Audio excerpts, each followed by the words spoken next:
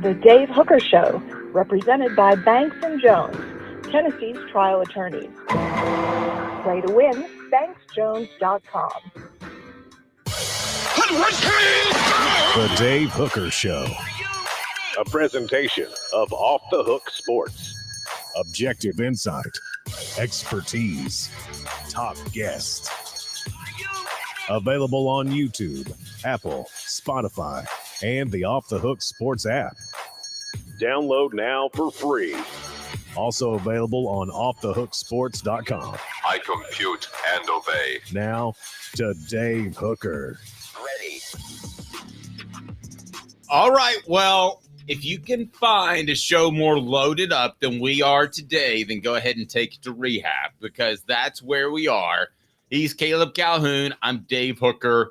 Loaded up, to say the least. Loaded, absolutely bellied up to the bar and ready to go. So Lane Kiffin makes an appearance in the program today. His son is now a college scholarship recipient, so I can officially feel very, very old. And no, Knox was not named for the fact that Lane Kiffin loved Knoxville. It was just a pure coincidence as he tried to sell it. And as one person close to him said, "Hey, come on, it's Knox."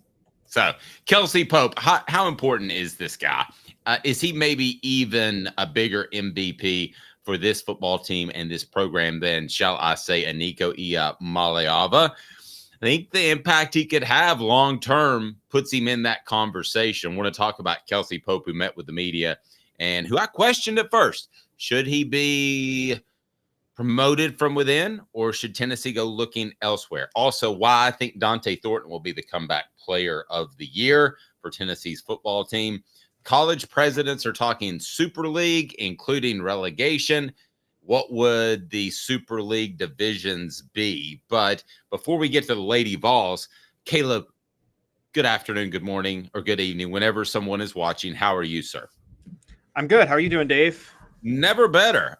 Your relegation thing that I thought was a little bit silly a couple of months ago is gaining steam. So if you can give me like 30 seconds on that before we get to Lady Vols fans, and can Lady Vols fans actually hurt a coaching search, which I believe every fan base can, but the Lady Vols are in particularly positioned to not help. But how would this relegation thing work in a nutshell? Basically, you would have, you would have 70 teams totally embedded in Division I, period, and the story they're there. And then they would be divided into divisions, but then there'd be an 8th division. And that 8th division would have 10 teams where the bottom teams would be relegated to a lower level, and the top teams in the other division would be relegated to a higher level. That's kind of what they're proposing. So basically it gives all 130 teams, even if they expand to 150 in FBS or whatever, a chance at the lower level to play their way into the higher level of college football. It makes me wonder, would fans be more excited about their team getting beaten by, or their team beating a rival, or their rival getting relegated? Which is more exciting? Ooh, that actually would be interesting. And do you still play your rivals if they get relegated? Now, that, again, I think the top 70, the 70 Power 5 schools that were in Power 5 conferences this year, I think they would just automatically be there, to be fair. So I'm not exactly sure how this would all end up playing out. That there's still a lot of logistics. So, like, I don't think, for instance, if you're a Tennessee fan, I don't think there's ever any chance Alabama gets relegated. As a matter of fact, I don't think Vanderbilt gets relegated. So we just have to see how that goes. All right, here we go. It is time for today's tough question. That's brought to you by our good friends at the Hemp House. Boom. Today's tough question. Take a side. Take a stand. The Dave Hooker Show. A presentation of offthehooksports.com. Today's tough question and this poll question is this. The mics are really hot, so I'm going to bring my mic down. Thanks, Robert, for letting me know. And thanks for saying I like your content. I appreciate that as well. All right, so, Caleb, let me ask you this. It is our poll question on the YouTube page, and it is now today's tough question. Do Lady Vols fans hurt the ongoing hiring process? A couple of different kinds of fans, actually 3, I believe, Caleb. I believe there are Lady Vol fans because of fans of women's basketball and the fact there was something so special that happened at Tennessee with Pat Summitt. So they're just Lady Vol fans. There are then complete University of Tennessee sports fans, right? They like them all. They want the Lady Vols to win a championship. They like the men to win a championship. They like crew to win a championship. That's the way you should be, frankly. And then there are ones that just absolutely 100% care about football. And I'm not knocking you guys because you do a lot to support our channel. I mean, football is what we like talking about, what you like talking about. It's worked out pretty good. So, Caleb, I'm curious that 1/3 of the fan base that's all Lady Vols that I've had complain to me about how I have players such as Jacob Warren and Cooper Mays that I pay, but I don't have Lady Vols. And I try to explain to them the market and the capitalistic venture that this is. And it's not about just being good Title IX people. And it falls on deaf ears. So I think there's a sense that whether it's true or not, that everything should be equal by some fans as they view the Lady Vols and the football team. Your thoughts? It's an awful lot to unpack. Brought to you by the Hemp House, the premier hemp dispensary online with a wide variety, great selection, and strict standards to ensure you only receive the best in CBD or Delta products. Hemp House Chat with 2Ts.com. Hemp House Chat with 2Ts.com. Use promo code HOOKED for 10% off. Promo code HOOKED. 10% off. Caleb? Well, from that perspective, I mean, I understand. I don't blame them for fighting to try to get more recognition, even if the capitalistic side doesn't work out. That's what they're supposed to do. But in terms of them with the hiring process, first of all, it's not, guys. Dave definitely did not do this to try to just anger a lot of people with the way he worded the question. Not at all, Dave. Right when you said yes, hush up. No. And by the way, I think it may be your mic that's a little bit hot. If you can turn down your gain just a little bit, I can bring you up. But go right ahead. Oh yes, you're probably right. Okay. So for those who don't know, the question is yes, hush up, or no, they deserve a voice. I'm just going to say it. Yes, hush up. I agree. Because I'm going to tell you guys this, and people can come at me, and I don't care if I light the world on fire on Rocky Top with this statement, but the Lady Vol fan base contingency has had a voice in how the program is run for the past 15 years. Look where it's at. Whoa. I'll go previous to 15. And I think at times that fan base actually hurt the football team. I think they felt jealous of the football team. And I think there was a negative, even when things were going good with the Lady Vols, I think there was a negative reaction to the football team. And I thought that the men's and women's sports fans had been at odds. Now, I'm going to play devil's advocate with you, Caleb. Dave Hart just came through this program and practically stole, no pun intended, the Lady Vols' heart right out of their chest. I mean, took away their logo. Why in the world should I trust this Danny White guy who's supposed to do right by me? Hadn't done anything right by me. The only thing he's done so far that I can see major on the women's side is he got rid of Kelly Harper, who is an all-time beloved Lady Vol. So I'm playing devil's advocate in all fairness. But what's Danny White done for me, says Lady Vol fan? Well, for many of them, he has not done right by them, because this is the problem. Many of them wanted Kelly Harper to stay. And that's my point.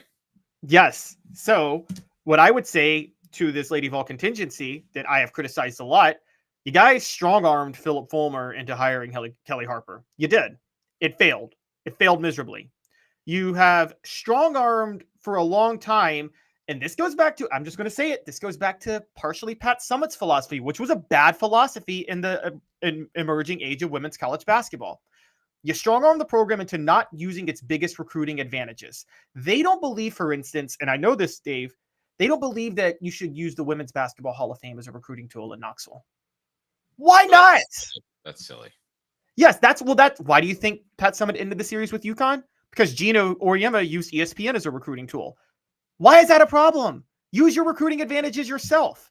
And this way of thinking has absolutely wrecked the program, which is why UConn's in the Final Four. There was the Caitlin Clark Angel Reese story, and the Lady Vol fan base and the Lady Vols were nowhere to be found. The problem is this, and I understand, I don't want to dismiss it.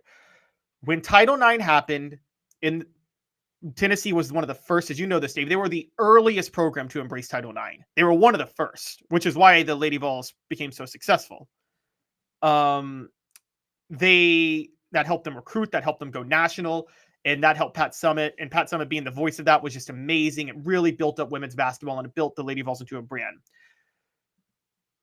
The people who had the thought process of what was needed in the 70s and the 80s to build this sport believe that the same rules should apply today, and that's just not how this works. You got to have more flair in the sport now if you want it to grow beyond what you guys grew it in the 70s and the 80s, with all the respect in the world for how you grew it. And there's a ton. I think Dave and I and anybody who knows anything about the program have all the respect in the world for what those women did to help grow that program in the 70s and the 80s, when Pat Summitt had to wash the team's jerseys herself for a while. Yeah.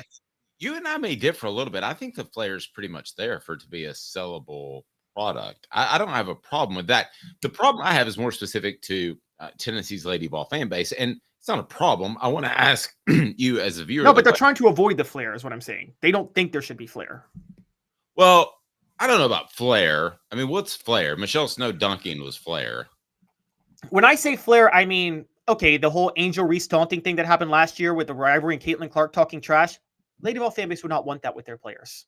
They don't want that. They don't want those type of rivalries. Well, here's my problem, and where I thought you wanted to go with this. So maybe I'm mistaken, but I think there's a whole different reason that the Lady Vol fan base is a bit of a problem. I'm going to tell you about it. Brought to you by Rick Terry Jewelry Design. They want to be your jeweler looking for affordable game day jewelry. How about the Fire Opals, a Tennessee tradition? RickTerryJewelry.com. RickTerryJewelry.com. So let's change gears all together, and that is just expectations.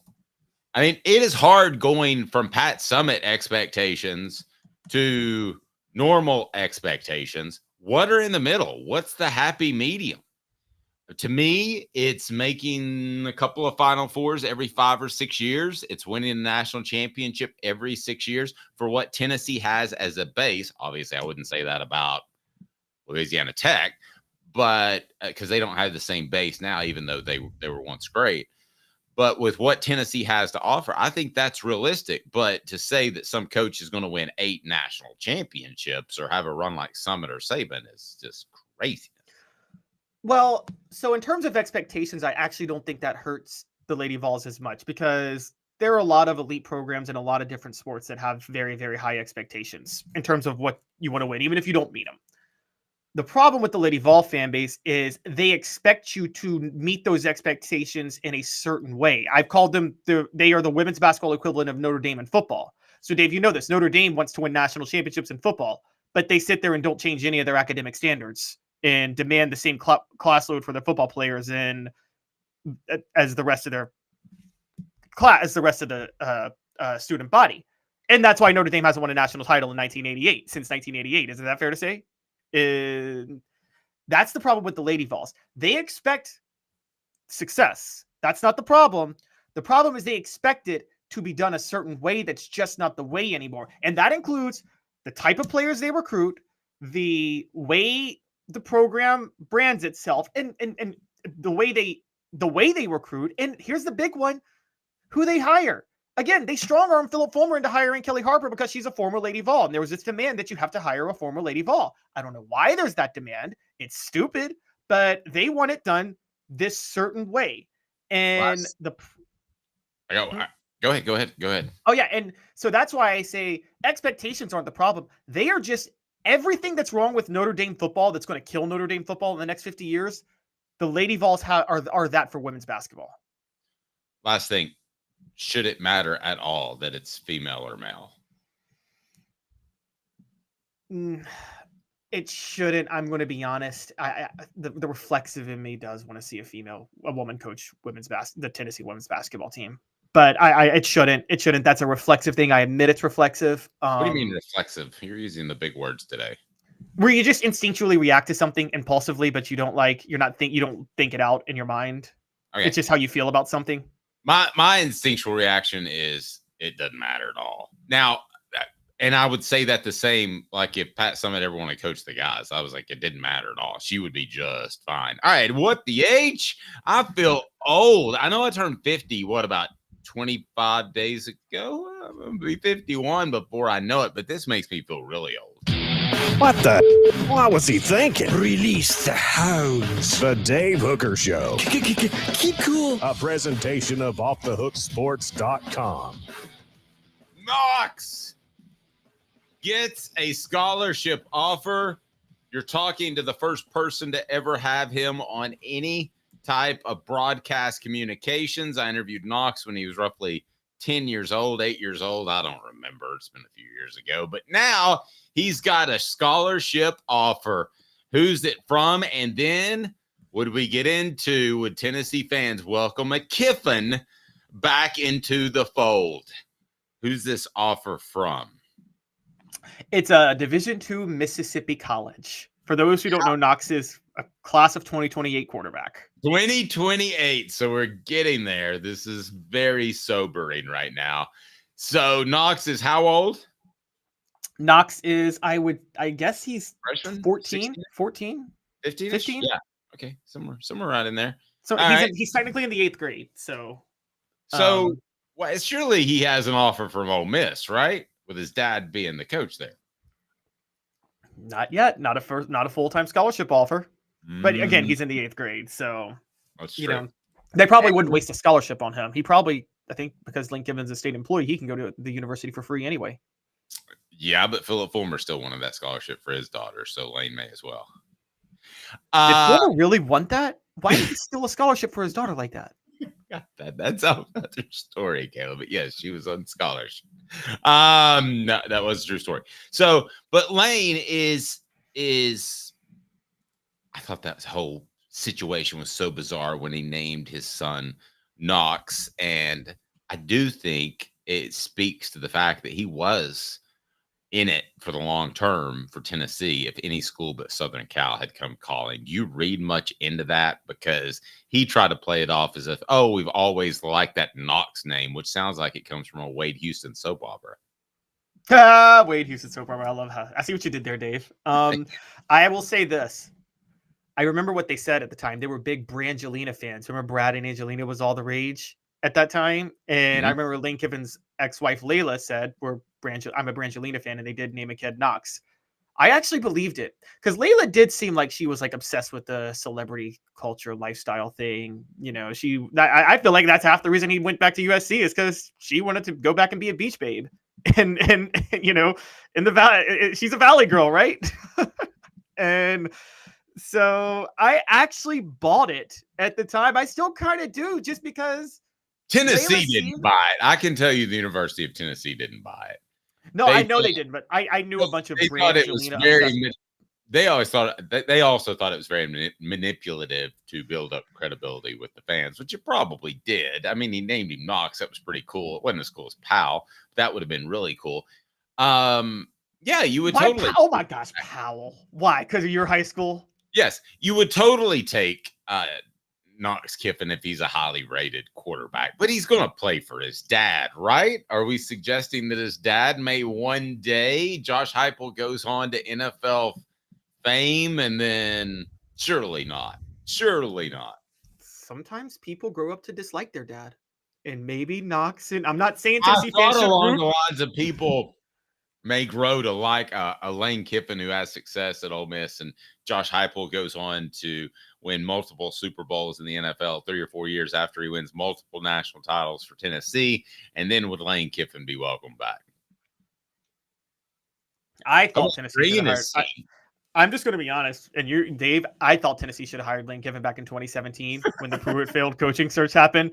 But you know, once Fulmer worked his way in, I knew there was a 0% chance Fulmer was going to hire Lane Kiffin back. He probably hates Lane Kiffin, is my guess. But I thought that, yeah, I think if Lane stays at Ole Miss, when you get Knox Kiffin, that's Tennessee's revenge on Lane, right? That's not really having to swallow your pride with Lane Kiffin. That's we got your son to come play for us, Lane. Well, he's going to go wherever his dad's coaching, though. It would have to be that. You sure about that? They're close. He sent me pictures of them hanging out on the lake. Yes, they're close. They're close now. Maybe Josh Heupel should find a way to drive a wedge between Lane and Layla. That's right. And, get it done early when he's going into high school and he's got all the angst. Have you seen The Campaign, the movie? Where I love it's one of my most underrated movies, actually. It's a great movie. Remember that part where Zach Galifianakis runs the ad against Will Ferrell, where he creeps in and starts talking to Will Ferrell's son, and he's like, "You can call me daddy if you want," and he goes, "I regretfully approve this message that my opponent can't take care of his kids." and then Will Ferrell responds by making love to his opponent's wife, and he's like, "He couldn't take care of his wife, so I did." I'm just saying, Josh, maybe you should give Layla a call. And I don't know that we can get off topic because they're not together anymore, even.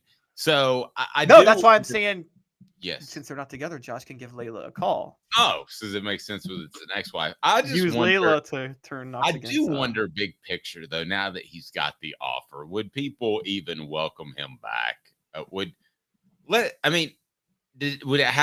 have to come with his dad. But if his dad were in the NFL, would people want Knox Kiffin back? How would that shake out? His dad's in the NFL. Knox Kiffin comes down the pike. There'd be so much just the pressure would be so unbelievable. Just absolutely so unbelievable. Yes, they would want him. I'm just going to say this. East Tennessee, as we know, leans conservatively, which is fine. They would take a communist as quarterback if they thought he would win them games. They would hire a former Soviet spy as head coach that could come out and say, "I'm not going to stand for the national anthem because I'm pro-communist and I don't think markets work and I think we should all be communist." And they would still support him if he was going to go win football games. I'll just say that right now. Well, I think Tennessee fans wanted Arch. I wonder how many Tennessee fans, is there anybody on the message board that wanted Arch every bit as much as Nico because of the name? Because it was a little bit of I don't know, there's some notoriety with that. The Eberle family has been serving Chattanooga since 1957. All major brands of tires, full service automotive, brake alignments, oil changes, and more. All work is covered by nationwide warranty. Cherokee Blvd or online at qualitytirepros.com.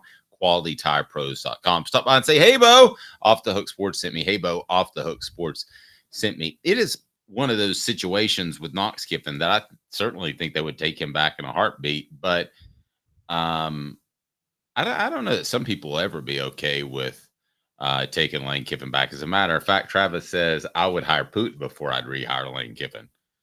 Putin's not a communist, but still, he's Russian. So I'm just saying. So with the Arch Manning thing, I think when Pruitt was there, believe it or not, I think there was more hope for Arch Manning because Tennessee was running more of a pro-style offense. I think when Josh Heupel got to Tennessee, I think most Tennessee fans kind of wrote off Arch because you knew the Arch was going for a pro-style offense that was going to develop him for the NFL. That's how the Mannings operate. If David Cutcliffe was still in football right now, he might have gone to Duke.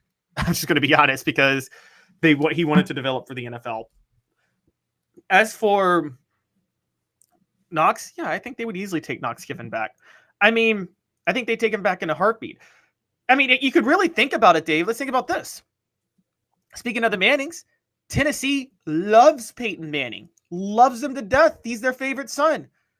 Do we not remember what Peyton Manning's father did to Tennessee in 1969? And one of the most utter humiliating blowouts in Tennessee football history? Yes, we do. Well, I do. You might want to replay it since you're going back a few years. So it was Doug Dickey's last year at Tennessee, guys. Tennessee was a national title caliber team. They were undefeated. It was November. They were number 2. They were trying. If they won this game, they'd have finished number 1. They were playing Archie Manning and Ole Miss. And Steve Kiner for Tennessee comes out and says, Archie who? And then I think he said we might as well be playing a bunch of mules. He called Ole Miss players a bunch of mules. Yes. And Archie came out and led Ole Miss to a 38-0 win over Tennessee that day. Yep.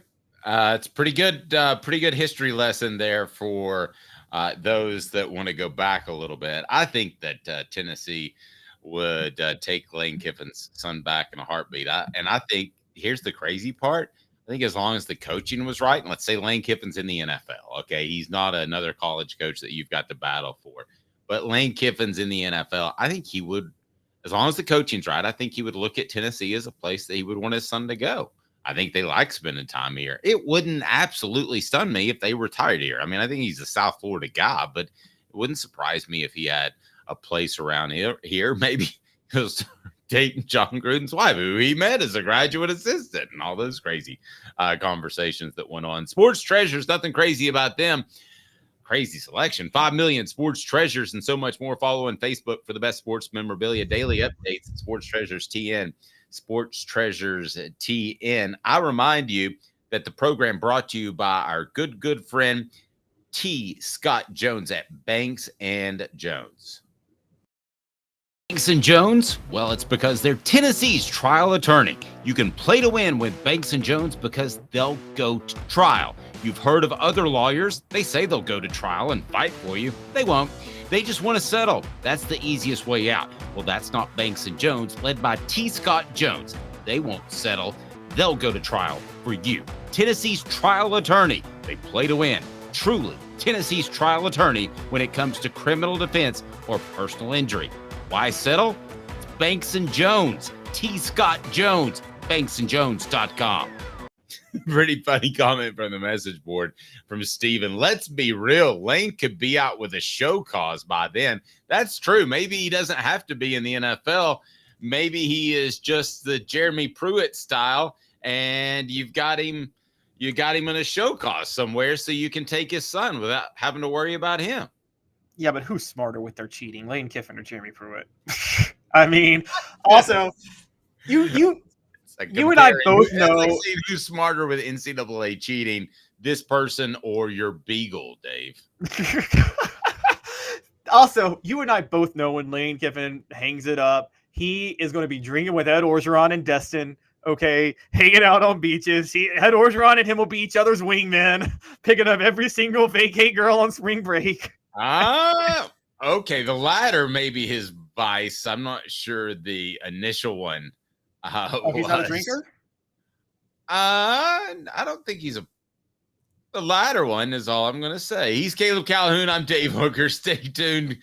Coming up, why I think Kelsey Pope is so incredibly important to the Vols. The latest on Tennessee's wide receivers. Dante Thornton was misused last year. Wasn't his fault. I'm going to tell you why. Stay tuned with Caleb Calhoun. I'm Dave Hooker, Off Thug Sports. Ford Mustang 5.0 GT, 33,540. 2021 GMC Sierra 1500 Denali 4x4, 46,980. 2022 Ford Expedition King Ranch 4x4, 67,550. Ray Varner Ford, your East Tennessee Ford dealership. Sports Treasures in North Knoxville is one of the South's largest sports cards and memorabilia dealers, featuring over 10 million sports cards from vintage to modern. Sports Treasures carries a full line of hobby boxes, singles, autographed memorabilia, Tennessee Vol collectibles, fan cave decorations, and so much more. See a museum full of collectibles at Sports Treasures, 4819 North Broadway in Fountain City, and Sports Treasures on Facebook. Sports Treasures, where the real sports fan goes to shop. Have you seen the latest TriStar Hats Co. product? TriStar Hats Co.? What's that? You know, those really cool hats, shirts, tumblers, and even license plates with 3 stars like the official Tennessee flag and stripes like the American flag. Pretty patriotic if you ask me. Gotcha. Seen those. Those are cool. Where can I get them? Simple. TriStarHatsCo.com. And if you order now, there's 10% on any order $50 or more. Plus, use the promo code HOOKED. With the promo code HOOKED, you get 10% off. That's hooked. And don't forget free shipping with any order over $50. Stock up at TriStarHatsCo.com. That's TriStarHatsCo.com. There are plenty of wannabes out there, so make sure you go to TriStarHatsCo.com for the best quality and customer service. Will do, and I'll be sure to use the promo code HOOKED. That's hooked when I do, to save an additional 10% off. TriStarHatsCo.com. TriStar Hats Co. is a trademark of TriStar Hats Co. LLC. Any use without express written consent is prohibited. Now in its 45th year, the second and third generations continue Joe Newbert's commitment.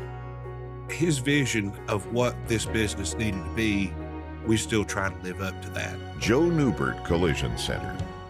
The Dave Hooker Show, represented by Banks and Jones, Tennessee's trial attorneys. Play to win, BanksJones.com. Who's this guy? Hello, wizard. The Dave Hooker Show, Who? a presentation of Off the Hook Sports, What? YouTube, Apple, Spotify, and the free Off the Hook Sports app. Back to Dave Hooker. You see it right there. Just for $9.98, you can be a part of Hooker's Corner, and that means you can win weekly prizes that have to do with the Vols. Also, we will have monthly prizes that are anywhere from an autographed mini helmet. The Brew McCoy helmet was what we gave away last month, thanks to our great friends at Sports Treasures. So we'll be giving that away this month as well. Also, if you want to be a John for free, you can do that. Usually have to pay double for that, Cotton.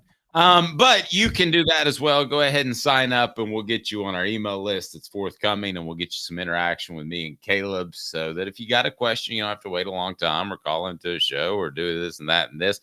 And also, I remind you that at the Dave Hooker and at OTH Sports Media, those direct messages are open as well. So if you need us, if you want to get in touch with us, we're easy to get in touch with. All right. So changing gears a little bit. I really like Kelsey Pope, and I really like Kelsey Pope today more than I did just a couple of days ago. Made a couple of phone calls. I knew that he was going to be on the podium. So I want to get into 4 downs right now. I want to talk about Tennessee's wide receiver coach that I questioned at first, but now I've completely changed my mindset on him with Caleb Calhoun. I'm Dave Hooker. 4 downs now, brought to you by Dynasty Pools and Spas. 4 Downs brought to you by Dynasty Spas, the most comfortable spas made in the United States of America, right here in East Tennessee. Drop in for the all-new showroom in Athens. Dynasty Spas, perfect for all 4 seasons. 4 Downs, presented by Off the Hook Sports. All righty, so let me start with this. Cooper Mays is going to hop in the spa with us. And Cooper, what should people do? Cooper Mays here. Hit like and subscribe. He said it. Do it now. By the way, great reaction to those that super subscribed the other day, because Caleb doubted it and you just came through like a champ. First down, Coop. Coop here. First down. Where does Pope rank among Tennessee's assistant coaches, Caleb, on the field? The production from his guys.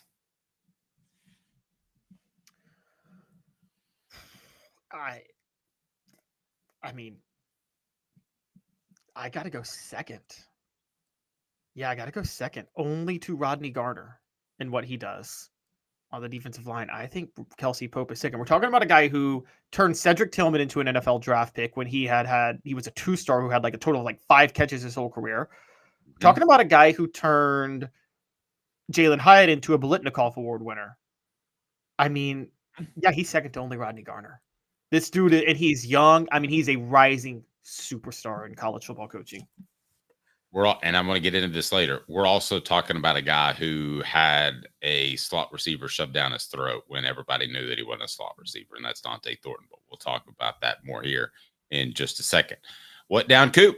Cooper Mays here. Second down. All right. What do you make of him off the field as a recruiter and as a guy that's a pillar of corporate culture? And I'm going to explain what that means. It might have sounded goofy initially. A pillar of corporate culture. Say team culture. So it's something, isn't it?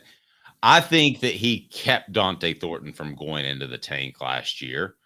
I think that he took Squirrel White, who was already very confident, made him even more confident going into last year, and made him okay with the fact that Thornton was taking some of his snaps. I think he has kept guys like that have been injured at the top of their game and involved, from the people I talked to, involved with the team. I think what he's done for team culture has been incredibly good, and I think recruiting has been incredibly good. I think he has been amazing at taking players under his wing off the field. And we know this because, by the way, he was an off-field assistant, quite honestly, back in the day. So, this isn't anything new to him. I mean, he was an off-the-field assistant coach. And I mean, I think he's done a tremendous job, quite honestly, at dealing with that. You talk about Dante Thornton, we'll get to, but I have a hunch Cedric Tillman didn't want to stay in the program. I mean, he commits to Jeremy Pruitt. He labors on the bench for 3 years as a 2-star, and then he's got to go through a coaching change. Dave, there was probably a 100% chance Cedric Tillman was transferring until Kelsey Pope started working with him. Is that fair to say? And Kelsey Pope wasn't even the receivers coach at that point. He was an all-field assistant, but he's the one who scouted and discovered Tillman. I can't speak enough on Cedric Tillman with that. I mean, that's all Kelsey Pope, isn't it? Well, and whatever he did, putting his arm around Jalen Hyatt worked, because Jalen Hyatt admitted that he didn't work hard, and then he did, and he won the Biletnikoff Award. So you deserve some sort of motivation for that. It's not all just fundamentals and footwork.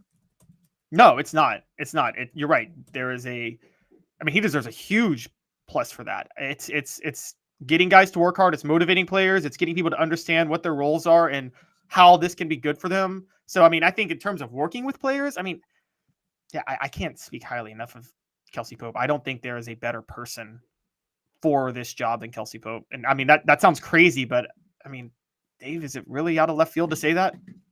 No, I don't think so. I'm going to ask third down because I'm going to admit that I was wrong. And I was also wrong because I can't get this stupid Patreon page down. Okay, there. Third down there, Coop. Tennessee center Cooper Mays here. Third down. All right. What did you legitimately think when he was hired? Was that Tennessee just settling for somebody in-house, or did you think they made a great hire at the time? Because I will admit, I thought they settled for somebody in-house, and I wondered if they had the panache coming off 1 year under Heupel to go out and say, I want you because you're special. They may not have had that, but as it turns out, they may have had somebody special in the fold already. I thought that it actually showed more than anything Josh Heupel's confidence in himself. And because that was really the first staff change they made. To a fault at times. Oh, yeah. Don't get me wrong. He does this to a fault. But I have covered enough Tennessee coaches before that. And I tried to make a big deal out of every splash hire they made. And I started to realize that more often than not, Dave, splash assistant hires are about the head coach's own insecurities than they are anything else. I mean, I saw enough of that through Butch Jones's tenure to realize, oh, he's making these hires as names for himself because he doesn't think himself as the coach can do the job.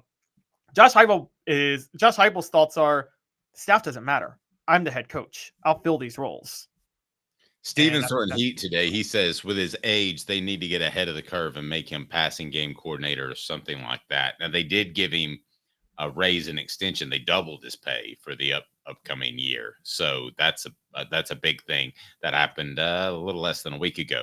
But I'm totally fine with them making him passing game coordinator, giving him a title.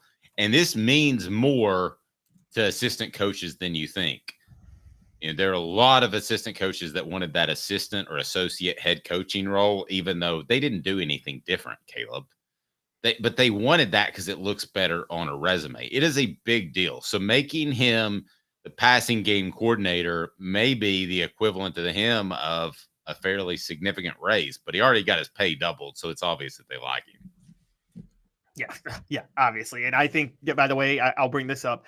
Guys, I don't sleep on the idea that Kelsey Pope may not be in line to be the next offensive coordinator under Joey Halzle. I mean, if again, Joey Halzle right now is not a hot commodity because of this past year. We all think that was because of the quarterback more than anything else, but we don't have to belabor that point. I think Dave has made his point on that. But I do think that if Nico does what I think he's going to do, you might see Halzle get a call in a couple of years, and at which point he probably does promote Kelsey Pope. I think Kelsey Pope is in line. We're going to make this a lot more difficult. What down are we on here? Because we're going to make this even more difficult. What do you think of his future? And we're going to compare him to some of the other coaches. I'm going to start with this, and it's 4 Downs brought to you by Dynasty Pools and Spas. Let's consider Josh Heupel, the quarterback's coach, okay? Not Halzle, not Alex Skolish, okay? He's the quarterback's coach. So who's done the best with their talent? Is it Rodney Garner? Is it Josh Heupel? Is it Kelsey Pope? That's going to be 4th down, and I'm going to make a strong argument. It's the youngest of the crew and the one you wouldn't pick right after this. Dynasty Pools and Spas.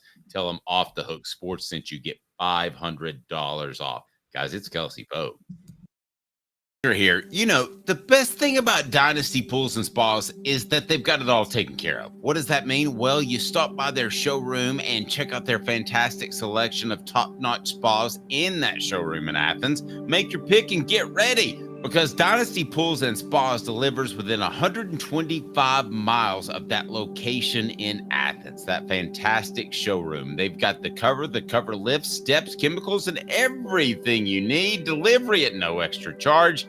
They're just down the road in Athens. You pick the spa you want, and it'll be there for you. Oftentimes discounted with military and first responders discounts. Also blemish models, or just mention Off the Hook Sports. That's Off the Hook Sports for $500 off.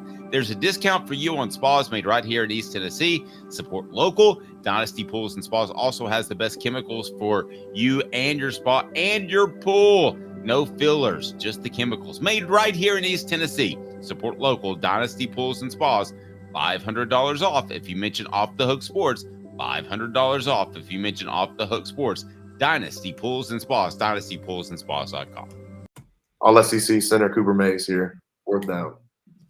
Kelsey Pope is Tennessee's most successful position coach since Josh Heupel arrived at Tennessee, and that includes Josh Heupel as the quarterback's coach, and that includes Rodney Garner as the defensive line coach. Prove me wrong, Caleb Calhoun, and the message board now, please. I again, the word reflexively again. I reflexively said Rodney Garner because of his recruiting and his reputation. But Dave, I'm having a hard time disagreeing with you when I actually look at the actual production on the field. I'm going to go Rodney Garner for this reason. I think Kelsey Pope has a much easier job than Rodney Garner does coaching receivers. I think a lot more is put on Rodney Garner to get the defensive line to do what it needs to do in a system hell-bent on making quarterbacks and receivers look amazing as they are. So I think that's a lot of it. I think Rodney Garner is partially coaching with a hand tied behind his back. And so I think because of that, I'm still going to say Rodney Garner does a better job just making the defensive line serviceable, given the tempo they have to run. Okay. Stevens, I want to address a couple things on the message board and then tell you why you're wrong. I'm kidding. Steven says, well, even if it is Pope, doesn't Hype get credit for that? Absolutely. He gets credit for that. We're just talking about the position coach. So we're talking about Heupel is a quarterback coach. We're talking about that in and of itself. I think you would all agree that Hype missed on the Hooker Milton call. And then I think he probably could have gone the Nico call a little bit sooner last year. I don't want to get caught up into that, but the quarterback play has been really awesome or really average. Now, the reason that I think Rodney Garner is a little bit below Pope, strictly from a position standpoint, he has the best player on the football team, James Pierce, okay? The best player before that was Brew McCoy. And talking to scouts, there's no comparison between the two now, okay? It's Pierce. And then Brew McCoy may go later in the first round, but it's Pierce. He might go number 1 overall. So he has more to work with. And then I'll tell you with the receivers, I'm going to defend Pope for a second. Watch me for a second here. Because Hunter says, Kelsey Pope used to be it for me, but last year was disappointing. When I lost his message for wide receivers, even with how bad Joe Milton was at times. Work with me here, Hunter. Work with me here, Caleb. What if, based off what I was told, Dante Thornton was forced down their throat to play slot receiver? And that was even the narrative when he signed with Tennessee. If you remember early, we all thought slot receiver from the get. What if that's not his best fit? I look at the man, he's 6'5". That doesn't look like his best fit. I think of a little shifty guy. What if it's up down his throat? How much does that help Kelsey Pope's? That really helps his case. It's funny you say that because when Dante Thornton was signed, I thought slot receiver and I thought created in a lab I'm not creating a lab, excuse me. I thought Kevin Durant going to the Warriors was him going to this offense, honestly, and playing in the slot. I mean, a 6'5" guy who I was told had everything Squirrel White had, just 6 more inches. And so right, that would shock me a lot. Now, I mean, this is intriguing. This is very intriguing if you're telling me this, but also, it's very alarming because it's another knock against Josh Heupel's talent evaluation. Well, but I think people, and I thought you might say that, I think people make mistakes all the time. I think that he might have needed him because he felt good about Brew McCoy. He felt good about, the young man, Ramel Keaton.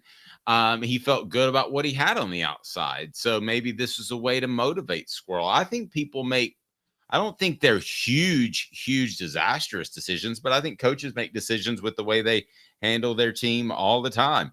I think of a smaller receiver in the slot.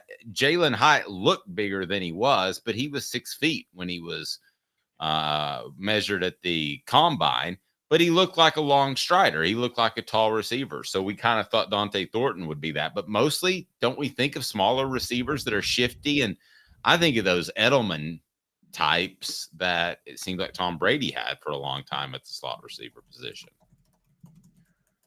Yeah, we absolutely do. I guess when I think slot receiver, I don't think Jalen Hyatt streaking down the field, and that's great. Do more of that if you can, Tennessee, but I think more of a guy that moves the chains. No, I mean, I'm with you on that. I'm totally with you on that with Jalen Hyatt. With the slot receiver.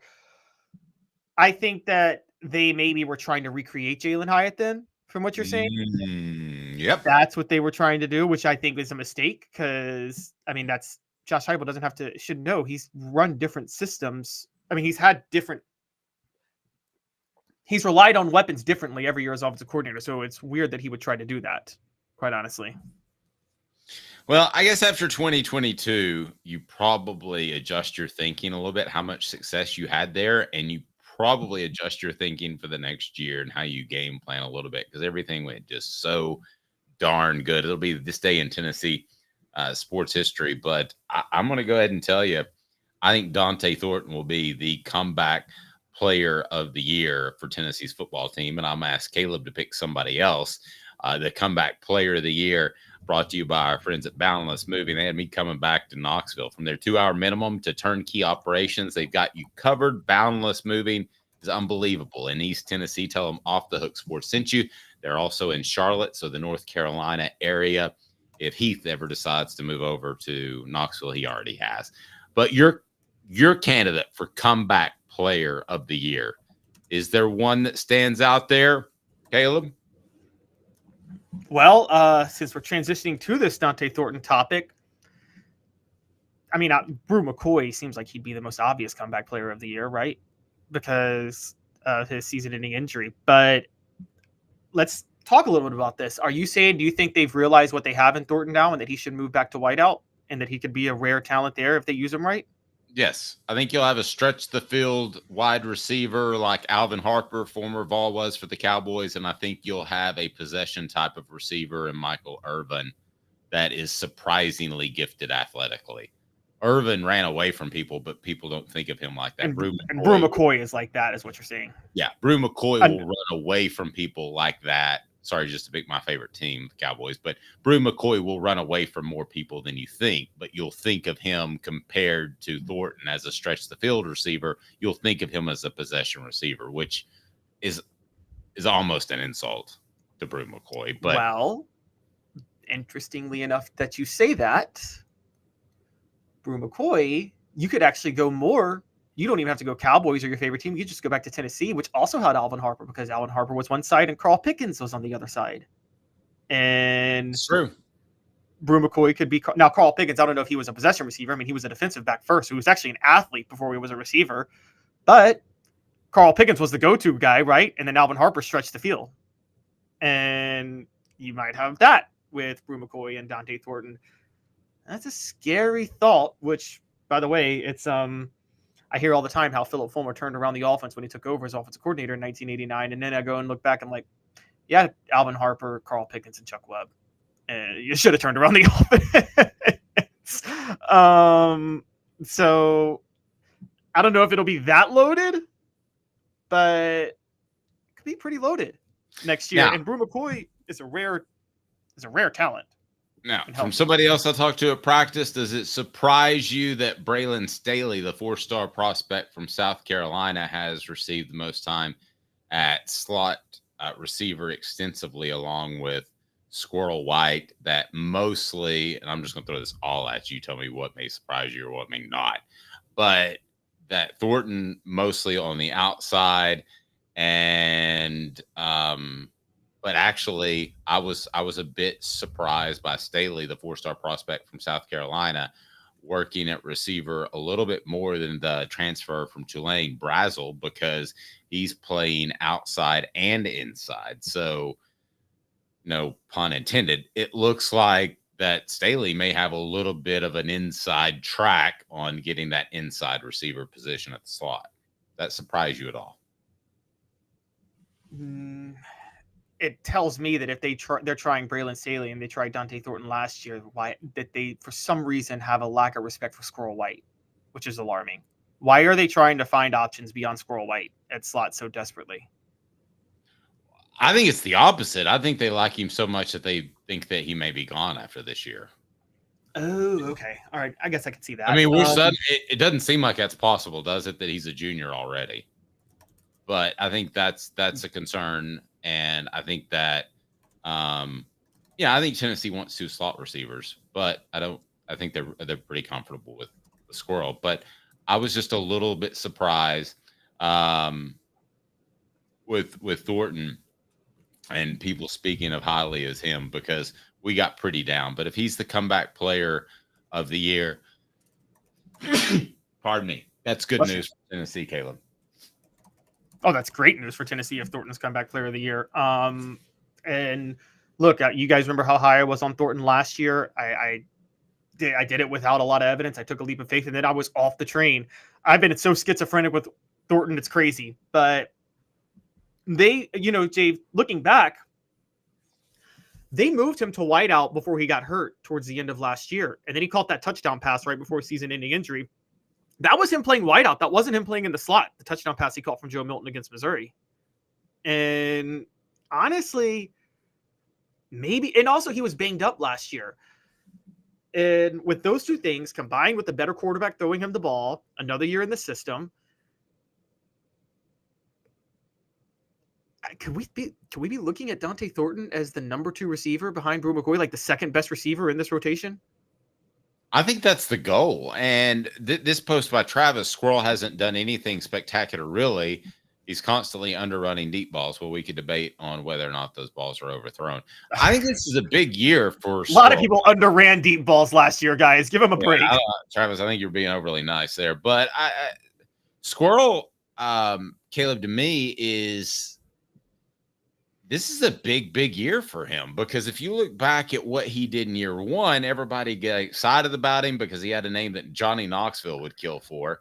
He caught 30 passes for 481 yards. He caught 64 passes for 764 yards. But that was in a different type of offense. He didn't look as explosive because Tennessee didn't throw it down the field. This is a big year for him in making money in the NFL. It's a huge year for him. Squirrel White has to actually step up this year, and we'll see if he does. But sounds like they think he do, and it sounds like they think he will, and it also sounds like it sounds like they have a lot of faith in this receiving unit. It also sounds like, from what you're talking about, Dave, then the more I read into it, that maybe they already went into last year with a very lack of faith in the passing game. I'm going to get myself in trouble with the Joe Milton comments again, but yes, they did not have a great feel for last year's passing game heading into the season, but I think they've got a much better feel for this upcoming season. Also coming up on the program. First, though, who would you take for the comeback player of the year? Because I want to give you a couple of other candidates. I would go Elijah Simmons, the defensive tackle, because of the injuries that he suffered last year. He's always had nagging injuries, so it would be an incredible comeback. I would also go with Andre Keurig at left guard, who I think got taken aback by the offense a little bit and couldn't even hold on to a starting job. And those are probably my two that I would go with off the top of my head, because there's not a lot of comebacks in the secondary. There's not a lot of returnees in the secondary, Caleb. No, there's not. There's not a lot of people. That's a very good point. There's not a lot of comebacks or returnees in the secondary. Yeah, Keenan Peely, Brew McCoy, and Dante Thornton are probably the top three, though, for comeback player of the year. I didn't mention any of the injured guys, so I'm a total idiot. Yeah, those two that you just mentioned, Peely and Thornton or McCoy, given that they were injured, would be better selections. I was just talking about on-field play. All right, stay tuned, because coming up on the program, college presidents are ready for the Super League, the Mega League. We're doing this, and what would that mean for upcoming divisions? This is going to happen sooner than you think. I can promise you that. So we'll give you the latest with Caleb Calhoun. I'm Dave Hooker. This is a presentation of Off the Hook Sports. In its 45th year, the second and third generations continue Joe Newbert's commitment. His vision of what this business needed to be, we still try to live up to that. If we wouldn't put our family in it, we're not going to put their family in it. If you're going to say that you're doing the best work in Knoxville, now saying it's one thing, producing it and providing it's another. The largest family-owned collision center in Knoxville is Joe Newbert Collision Center. Hi, I'm Rick Terry, and we at Rick Terry Jewelry Designs pride ourselves in the highest quality craftsmanship from a family-owned business here in Knoxville for over 35 years. At Rick Terry Jewelry Designs, we also take pride in being an affordable option for all your game day accessories, especially those fire opals. At Rick Terry Jewelry Designs, we want to be your jeweler every day and especially on game day. Go Vols! Hi, Mike Davis here with City Heating and Air, reminding you to always dare to compare. Our team provides quality local heating and air service, installation, and maintenance across East Tennessee. We use only the best equipment like American Standard heating and air conditioning for your residential, new construction, or commercial needs. Honesty, dependability, and customer satisfaction have been the cornerstones of our business since 1961. City Heat and Air. Dare to compare. Welcome to Varner Ford in Clinton, where every turn meets new possibilities and every mile celebrates cutting-edge innovation. Elevate your journey with our pre-owned selection of quality vehicles. 2021 Ford Mustang 5.0 GT, 33,540. 2021 GMC Sierra 1500 Denali 4x4, 46,980. 2022 Ford Expedition King Ranch 4x4, 67,550. Local you trust, pre-owned vehicles you can afford. Varner Ford, your East Tennessee Ford dealership. What's up, everybody? This is Jacob Warren, asking you to like, subscribe, and share. Dave needs this. The Dave Hooker Show, represented by Banks & Jones, Tennessee's trial attorneys. Play to win, banksjones.com. You're listening to The Dave Hooker Show, a presentation of OffTheHookSports.com. The internet is full of pictures of each and every one of you. Available on YouTube, Apple, Spotify, and the Off the Hook Sports app. Download now for free. Is there nothing you people can't do? Also available on OffTheHookSports.com. Kyle St. Andre, assuming he's referring to Keurig, won't be the comeback player of the year because he won't be playing this year. I mean, if he's the comeback player of the year, he's just coming back from playing like garbage last year. That would be most improved player of the year more than comeback, wouldn't it? Yeah, I guess I was kind of lumping them all together. I don't think he's as far away as some of you guys on the message board of being a contributor. And that even I'm even talking about when Sprague's and everybody's healthy later on. I think he has a greater chance to be a contributor this upcoming season than we shall see. That's based off a conversation I had with a couple of different people, but we'll see. I mean, he just may not be a gamer. I mean, goodness knows we've certainly seen that happen. I'll tell you who is a gamer. It's just look over my, is it my right or left shoulder? It's that hat right there. That TriStar hat, that trucker hat is unbelievable. So for the latest in TriStar hats, you go to the original. You go to tristarhatsco.com. The link is right down below. If you're on the audio platform, check out tristarhatsco.com. Use the promo code HOOKED, to get free shipping. tristarhatsco.com. There's some fakes out there. Don't do that. They bring you this day in Tennessee sports history. And Caleb, what do we have on this day in Tennessee sports history? Because I and Hank Kingsley always get excited for that. On a real somber note, before I get into it, because it wouldn't be right if we talk about it this day in history before we get to it, this is the anniversary of Martin Luther King's assassination, which was in my hometown in Memphis in 1968. I just wanted to put that out there.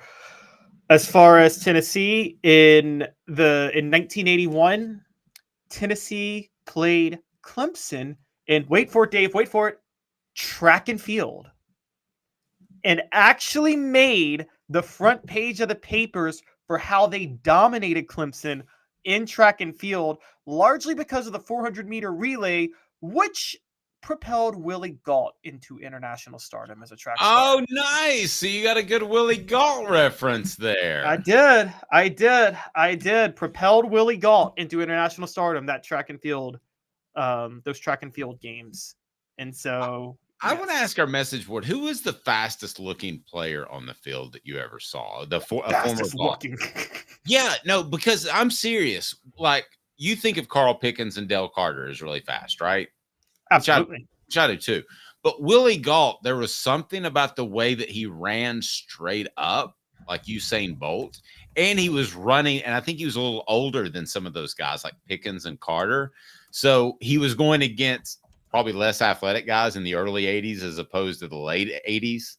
And he just looked like Willie Gault was the fastest man on the field, even if he were standing on the sidelines because the Bears defense were there.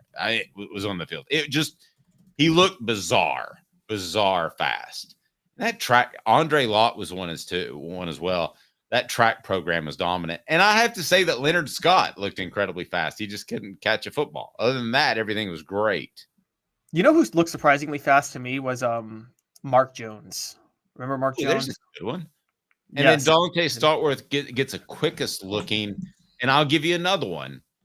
Cedric Wilson, I have never seen come out of a break. I'm not telling you he was the fastest player, but come out of a break as fast as he did. It was like his feet never slowed down when he was putting a move or breaking. So he was quicker than he was fast, which, as you know, there's a difference. But Cedric was also so small that I think it, he didn't look fast because I think he was more quick than anything.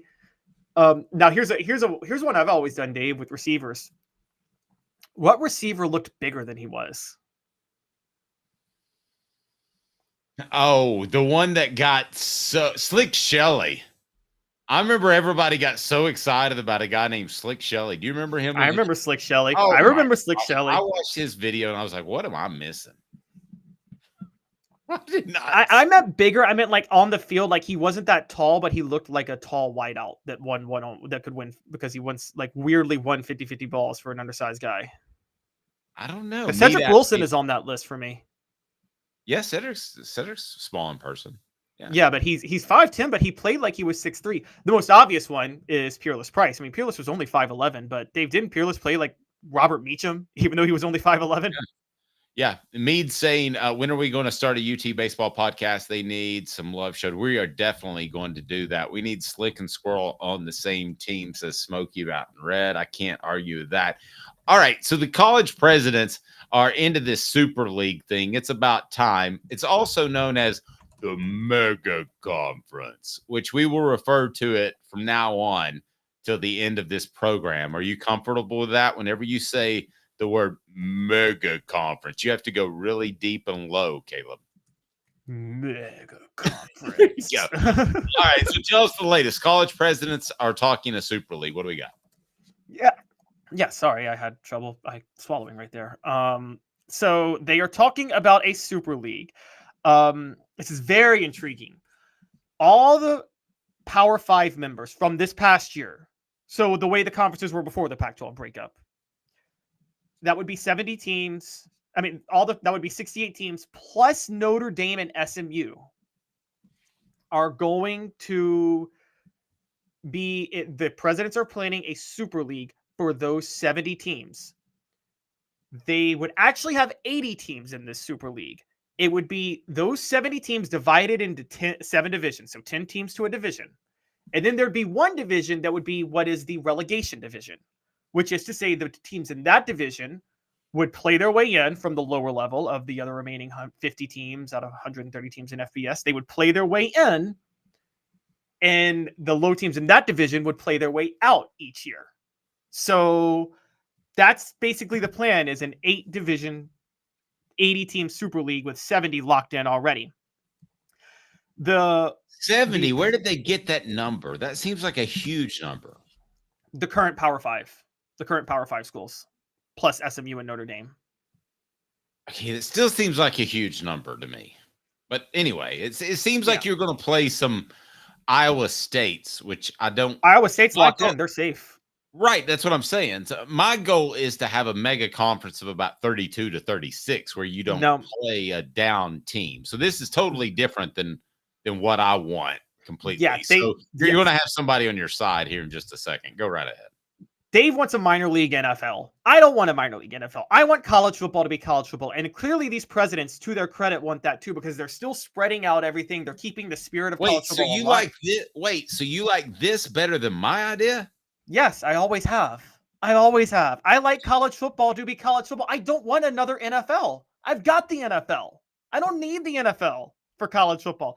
College football, the spirit is what you love about it. And this allows for any type of school to play their way in or play their way out, so nobody's really iced out.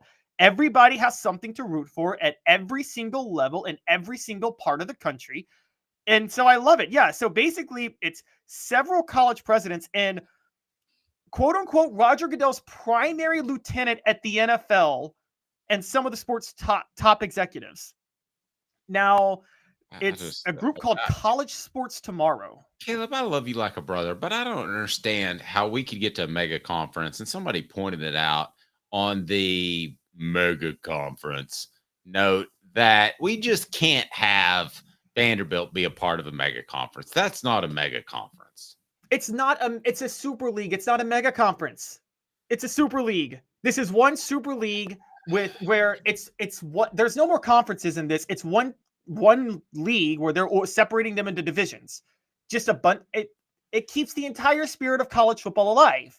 And so the other things they would do just on some of the levels is they would the players would unionize and then they would negotiate directly with the players for player payments and regulate the transfer portal and NIL and things like that, which I think we would agree that has to be done. Well, that has to be done. I mean, that's going to happen, right? That has to be done. The only thing we're really debating is the formation of a mega conference, correct?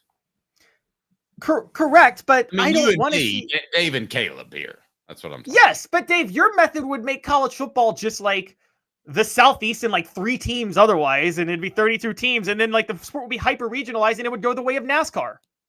No. When Tennessee was when NASCAR was hyper regionalized, it did quite well. And I tell you who can tell you about that is our friends at Newbert Collision Center, because they got a race car they drive around a track a time or two with Jeff Newbert at the wheel. For over 50 years, Newbert Collision Center has been East Tennessee's best choice for quality repair work and fantastic customer service.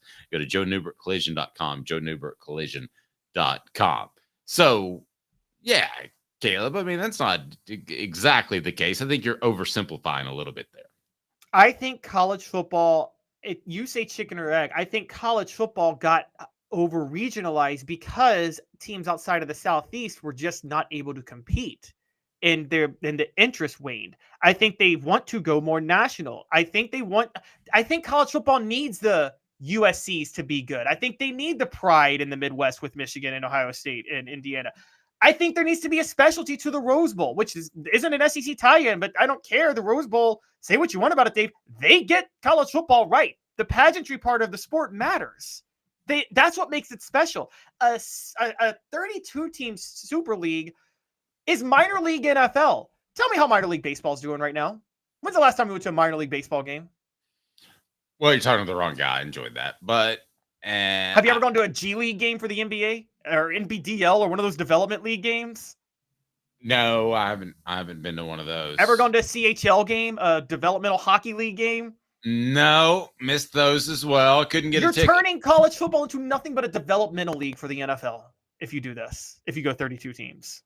Yeah, I disagree. I think the 32 teams would overshadow the rest of the group. If you want to do 70 teams, we're going to have to get into this relegation thing, which I want to discuss, but I'm not real crazy about. Portions of the program brought to you by Don Self, State Farm. Customer service still matters. For over 40 years, Don Self and State Farm have built their business on taking care of their customers in the greater Chattanooga area. Call 423-396-2126, donself.net, donself.net, 423-396-2126. So you can't have, if you have 70 teams that are realistically a part of this mega conference, or maybe we should call it a super league now. Yeah, that's what they're calling it. Okay, well, how many do you really expect can compete for a championship? How is this different than what we have? Well, that's the thing. What we have has worked well for Dave. College football's been around for 150 years. And for the vast majority of those years, the vast majority of the teams competing at the Division I level could not compete for a championship. And it was still very successful. College basketball has been around just as long, and there's 300 semi teams, and only 20 can compete for a championship. But everybody loves March Madness, at least. I think that it's not just the concept of competing for championships. We know there will be elite teams. We know there will be top teams. And as long as you make the regular season matter, big point on my end, then everything will still be great.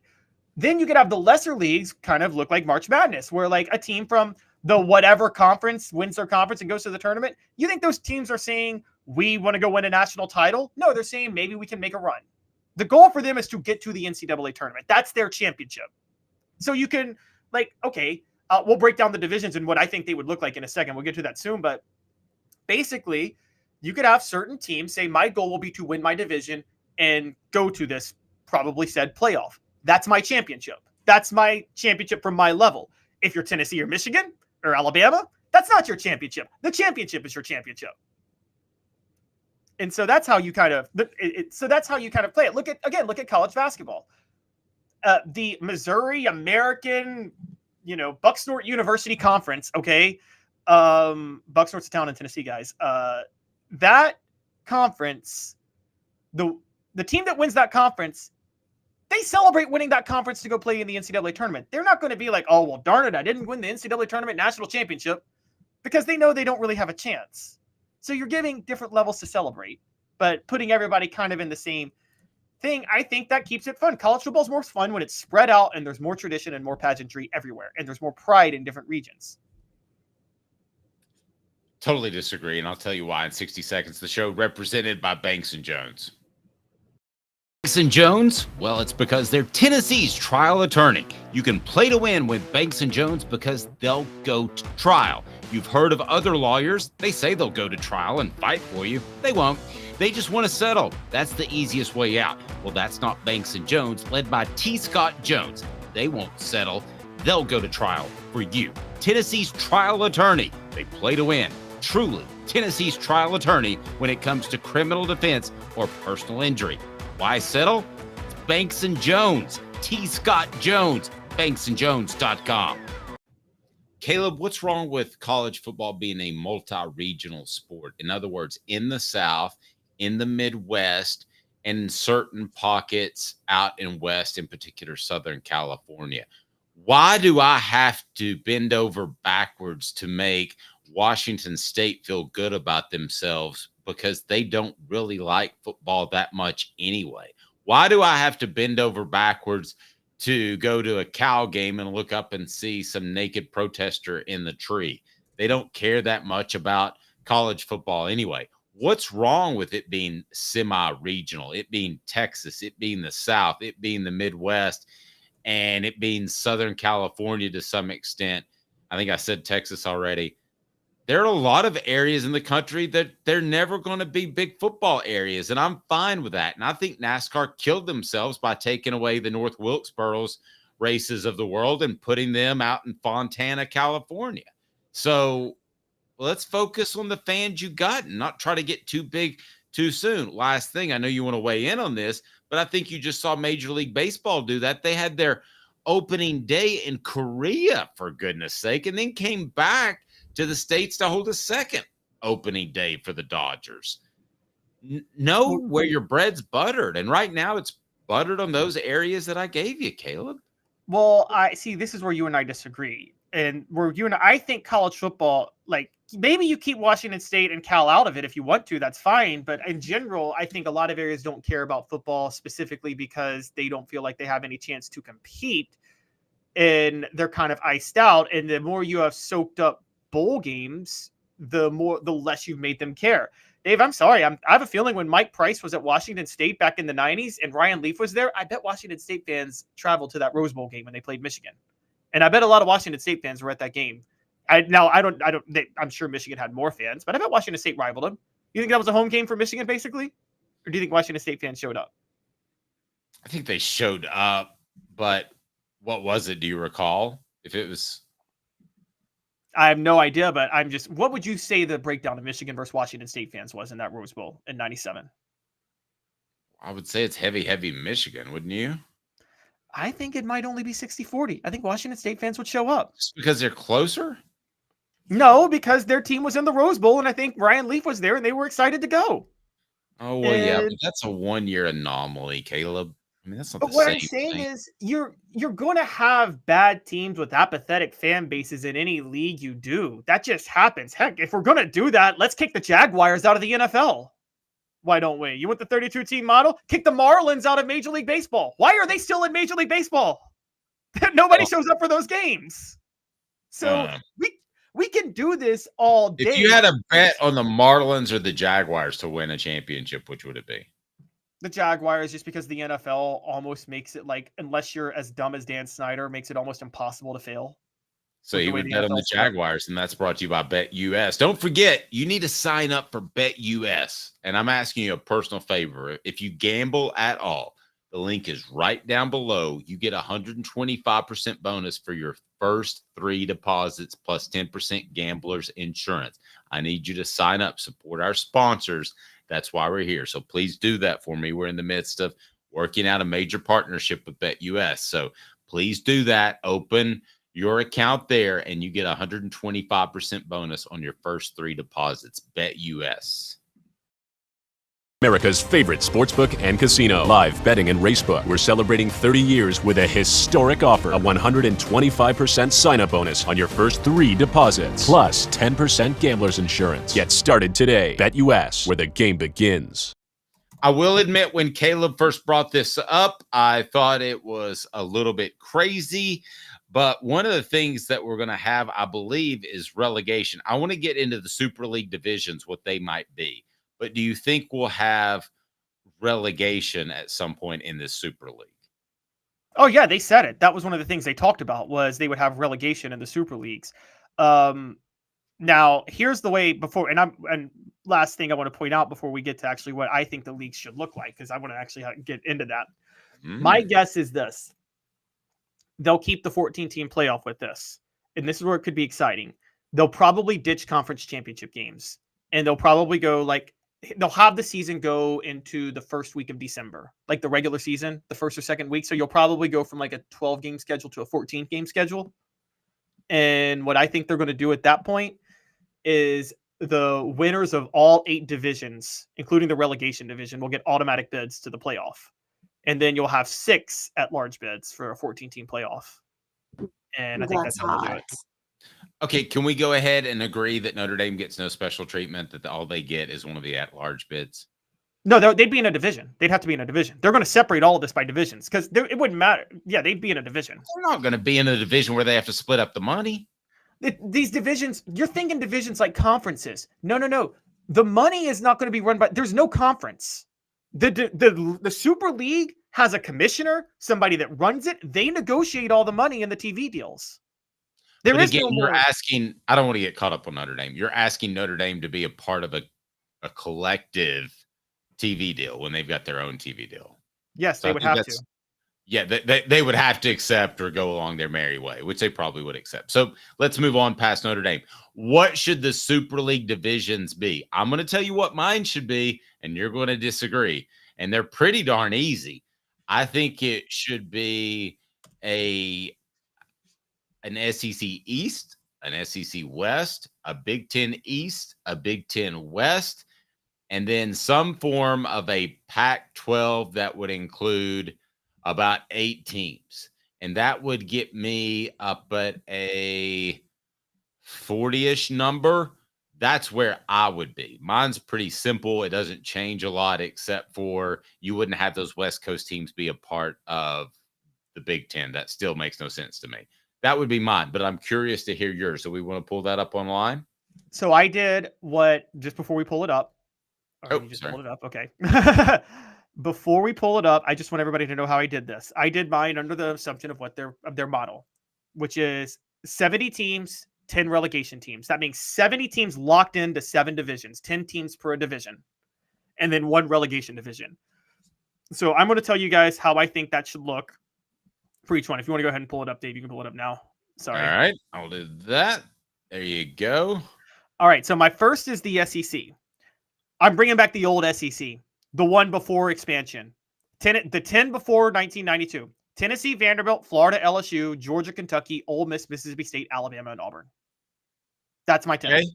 Got no argument with those. I like the fact they're all in the South and you don't have some stupid Missouri in there. Yes. Now I'm going to the ACC. I'm mixing up the ACC a little bit because there's some regional things that just have to make sense. So the new ACC is Florida State, Central Florida, because Central Florida is automatically in because they're in the Big 12 now. So Florida State, UCF, Miami, Georgia Tech, Clemson, South Carolina, and then the 4 North Carolina schools, Duke, UNC, Wake Forest, and NC State. Okay, I'm on board. Keep going. All righty. Like if you like this, go ahead and click like. I notice a lot of new people are jumping on board. I think Caleb's onto something here. I give him credit. So from the ACC, we go to what conference?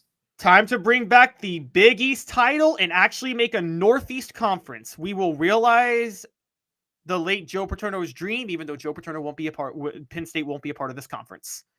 And Okay, I want to remind everybody real quick, Apex Apparel Group Design. You can go to yourapexapparel.com, yourapexapparel.com, or call Tyler, 865-919-3001, 865-919-3001. 15% off your first order if you mention Off the Hook Sports. What's our next conference? So going to the Northeast, we got the Virginia schools, Virginia and Virginia Tech, West Virginia and Maryland, Boston College, Syracuse, Pittsburgh, Cincinnati, Louisville, and Rutgers. That's the Northeastern Conference. What do you think about that, Dave? I like it, and I found a way to make your screen even bigger. Keep going. Nice. All right. So now we go out west, like you talked about. The old Pac-10.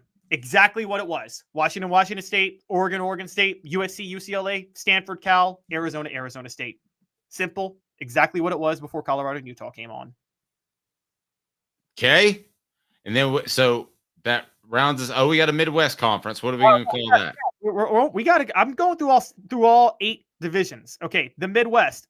I'm going to apologize in advance. I tried my hardest, and I mean my hardest, to keep the old school conference alignments as they were. But if you're going to do 10 teams per division with the lock-ins that are in there, there's no way to do that, Dave, possibly. So I have to apologize to a couple of fan bases.